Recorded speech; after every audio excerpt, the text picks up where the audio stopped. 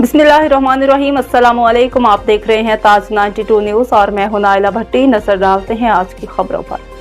टंडू अलहयार से district bureau chief Tariq Hameed Abbasi की खबर शामिल करते हैं। एसएसपी टंडू अलहयार फारूक अहमद बजारानी की हिदायत पे मंशियात फरोश, रूपोश और इश्तहारी मुलज़िमान के खिलाफ जारी मुहिम के दौरान सीआईए पुलिस टंडू अलहयार ने डीएसपी सीआईए टंडू अलहयार मोहम्मद असलम लांघा और incharge CIA inspector Afzal Ahmed Maksi ने मुखबर की इत्तला पर फौरी कार्रवाई करते हुए उमर सांद थाने की हद में वाक़या टीवी बोस्टर के करीब एक कार रजिस्ट्रेशन नंबर BQQ695 को रुकने का इशारा किया, जो टंडू अलहयार से टंडू आदम सफीना गुटका लेकर जा रही थी, जिस पर बरवक्त कार्रवाई करते हुए मज़कूरा कार से भारी मिकदार में सफीना गुटका कब्जा में लेकर दो मुलज़िमान सादिक अली वल्द हजार खान और नजीबुल्लाह वल्द सादुल्लाह को गाड़ी समेत तहवील में लेकर मुलज़िमान के खिलाफ मुकदमा दर्ज कर लिया गया।